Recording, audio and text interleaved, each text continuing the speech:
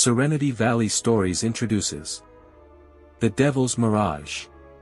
The jungle was a place of secrets. It whispered them in the rustle of leaves, the call of unseen creatures, and the way the shadows seemed to stretch just a bit too far as the sun dipped below the horizon.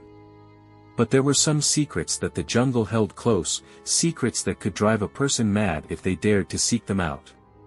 One such secret was Umbravex. I first heard of the creature in San Ignacio, a small town clinging to the edge of the South American jungle like a man grasping the edge of a cliff. The locals spoke of Umbravex in hushed tones, their voices tinged with a mixture of fear and reverence. It was said to be a creature of the night, a thing born from the darkest parts of the forest, where the trees grew too thick for the light to ever reach the ground. According to the stories, Umbravex was no mere animal. It was a shadow that moved with purpose, a creature that could twist the mind and warp reality. Those who wandered too far into its territory during its hunting season, 1 week each year, were said to vanish, their bodies never found. But it was the way the survivors spoke of it that truly chilled me. They described a force that invaded their minds, creating illusions so vivid that they could no longer distinguish between what was real and what was imagined. As a cryptozoologist, I've spent my career chasing legends, creatures that straddle the line between myth and reality. Most of the time, I find little more than misidentifications and overblown tales. But something about the way the villagers spoke of Umbravex set my heart racing. There was a sincerity to their fear, a conviction that this was no mere campfire story. The details were scarce, but I knew enough to understand that Umbravex hunted in the dead of night, when the jungle was at its most still. It was drawn to the light, they said, and to the heat of human life. Those who survived an encounter with the creature rarely spoke of it, and when they did, it was with haunted eyes, their minds fractured by the ordeal. This was no ordinary predator.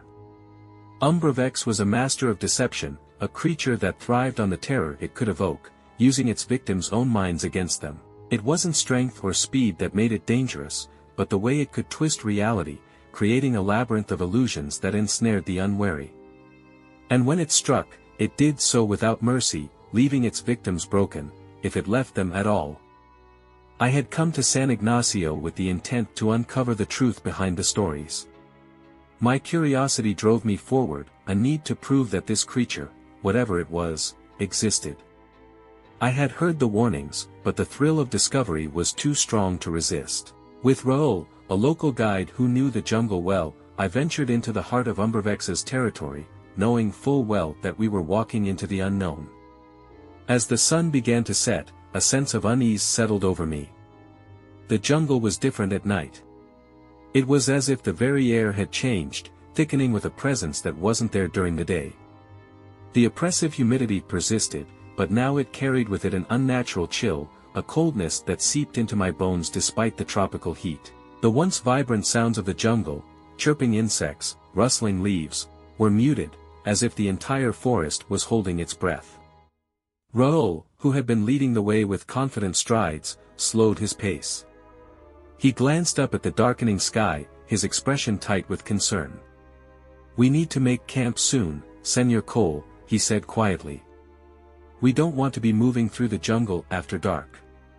His words sent a shiver down my spine, but I nodded in agreement. The stories of Umbravex had already begun to weigh heavily on my mind, and the last thing I wanted was to be caught off guard by whatever lurked in the shadows. "We should find a safe place to rest," I said. "Somewhere we can set up a fire." Raúl gave a curt nod and continued forward, his eyes scanning the trees for a suitable spot. We found a small clearing near the river, its banks lined with thick vegetation that provided some semblance of protection. The river itself was dark and sluggish, its surface reflecting the last dying rays of sunlight. We set up camp quickly, the fading light spurring us on. Raúl built a small fire while I unpacked our gear, my hands trembling slightly as I worked. The jungle had grown eerily quiet, the usual chorus of night sounds replaced by an oppressive silence. Even the river seemed to flow more slowly, as if it too was holding its breath. As night fell, the fire's warm glow offered little comfort.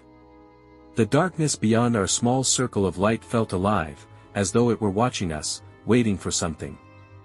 I tried to shake off the feeling, focusing instead on the task at hand. "Senor Cole," Raúl said suddenly, his voice low and tense. "We should keep the fire going all night. It might help keep things away." I met his gaze, seeing the fear in his eyes. It was the first time he had shown any real sign of the dread that had been building in both of us. "Agreed," I said. "We'll take turns keeping watch." Raúl nodded, and we settled into an uneasy silence, the crackling of the fire the only sound in the oppressive night. Hours passed, and I found myself staring into the flames, my thoughts a tangled mess of fear and curiosity. What if the stories were true? What if Umbravex was out there, watching us, waiting for the right moment to strike? Just as I was beginning to drift off, I heard it, the faintest rustle in the trees. I snapped awake, every nerve in my body on edge. I strained to listen, but the sound didn't come again. My heart pounded in my chest, the fear gnawing at my insides. "Raúl," I whispered, reaching out to shake him awake. But as my hand touched his shoulder, the world around me seemed to shift. One moment, I was sitting by the fire, and the next, I was somewhere else entirely. The jungle was gone, replaced by a vast, empty plain stretching out into the horizon. The sky above was a sickly green, and the ground beneath my feet was cracked and dry. I turned in place, disoriented, trying to make sense of what I was seeing. Then I heard it, a whisper, soft and insidious, threading through the air like smoke. It called my name, over and over, in a voice that was both familiar and entirely alien. "David." I spun around, my heart hammering in my chest. The plain was empty, but the voice persisted, growing louder, more insistent. "David. Come to me." I staggered back, my mind reeling. This wasn't real. It couldn't be. But the voice. It was inside my head, weaving through my thoughts, turning them against me. "David." My vision blurred, the plane shifting, warping around me.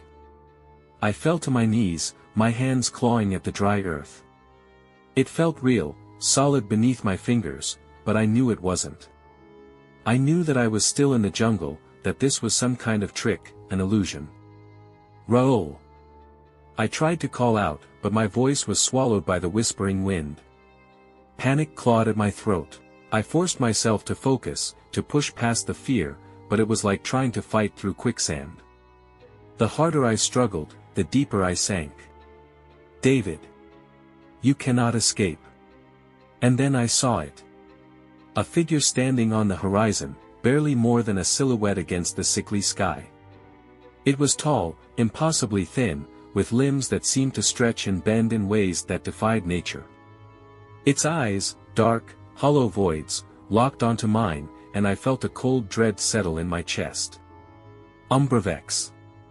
The creature didn't move, but I could feel its presence, like a weight pressing down on my mind. It was inside me, twisting my thoughts, warping my perception of reality. I stumbled to my feet, every instinct screaming at me to run, but there was nowhere to go. The plain stretched out in all directions, endless and empty. The figure began to move, gliding across the ground without a sound, its eyes never leaving mine. "David."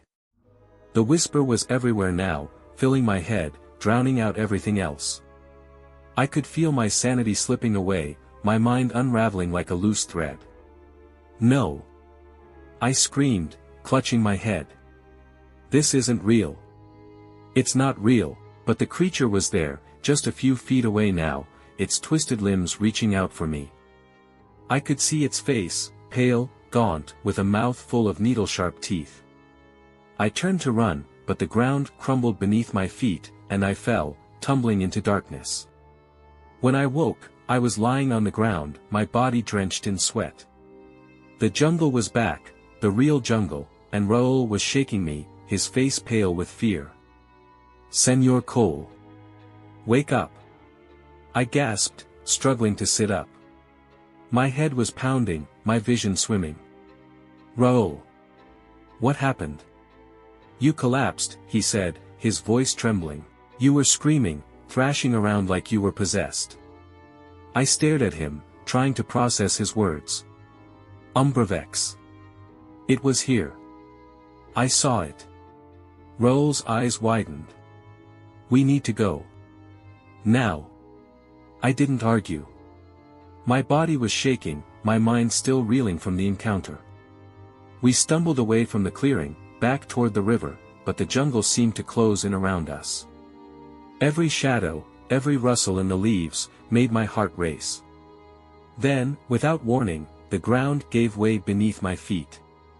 I cried out as I tumbled down a steep slope, crashing through the underbrush. Pain exploded in my arm as I hit the ground hard, and I knew instantly that it was broken. I tried to move, but the agony was too much, sending waves of nausea crashing over me. Raúl was beside me in an instant, his face pale with worry. Señor Cole. Are you alright? My arm. I gasped, clutching it to my chest. It's broken. He cursed under his breath, glancing around the dense jungle. We need to get you out of here. I nodded, gritting my teeth against the pain. But as Raúl helped me to my feet, I caught a glimpse of something in the shadows, a flash of movement, too fast to be human. Raúl, I whispered, my voice shaking. It's here. He froze, his eyes scanning the jungle. We need to move. Now. We stumbled through the underbrush, the pain in my arm growing worse with every step. I could feel my strength fading, the feverish heat of infection already setting in. But fear drove me on, fear of the thing that was hunting us. The jungle seemed to twist and warp around us, the trees closing in, the shadows deepening. I could hear the whispers again, threading through the air, but I forced myself to focus, to push past the pain and the fear. We reached the river, but it was wrong somehow, the water was black, the banks slick with some oily substance. I blinked, and the illusion shattered, the real river coming back into focus. But Raúl wasn't with me anymore. I spun around, my heart racing. Raúl. Raúl. There was no answer, just the whispering wind and the rustle of leaves. Panic clawed at my throat. I couldn't see him, couldn't hear him. He was gone. David. The voice was back, soft and insidious, winding its way through my thoughts. I clutched my head, trying to block it out, but it was no use. You cannot escape. I stumbled away from the river, my vision blurring with tears of pain and fear. My arm throbbed with every heartbeat, the infection spreading like fire through my veins. I could feel the fever consuming me, my thoughts growing hazy, disjointed. But I couldn't stop. I couldn't let it get me. I don't know how long I ran, or how far. The jungle blurred around me, a twisted maze of shadows and illusions. I could feel the creature's presence, like a weight pressing down on my mind, but I forced myself to keep moving, to keep fighting. At some point, I must have collapsed, because when I woke, I was lying on the ground, my body burning with fever. The jungle was silent around me, the air thick with the scent of decay. I tried to move, but the pain in my arm was too much, sending me spiraling back into darkness. When I woke again, I was in San Ignacio. The fever had broken, but the infection had ravaged my body, leaving me weak and trembling. My arm was splinted, the bone set, but it would be months before I regained full use of it, if ever. Raúl didn't make it out. They found his body near the river, torn apart in ways that defied explanation. The villagers said it was the work of a jaguar, but I knew better. I had seen the creature, felt its mind inside mine. I spent weeks recovering in San Ignacio, haunted by the memories of what had happened in the jungle. Every night, I woke in a cold sweat, the whispers still echoing in my mind. They told me that Umbravex only comes once a year, that the creature only has 1 week to hunt, to consume as many souls as it can. I had survived its hunt, but I knew that it was only a matter of time before it returned. The jungle is vast, and there are places in this world where the lines between reality and nightmare blur. I went looking for answers, for proof that the legends were real. I found more than I bargained for. Now, every time I close my eyes, I see those hollow, empty eyes staring back at me, and I know that the next time I hear the whispers, there will be no escape. I only hope that someone will read this and understand, Umbravex is real, and it's waiting in the dark, just beyond the edge of your mind. Thank you for listening to Serenity Valley Stories, and please don't forget to like, subscribe, comment down below, share with your friends, and check out the other stories on the channel.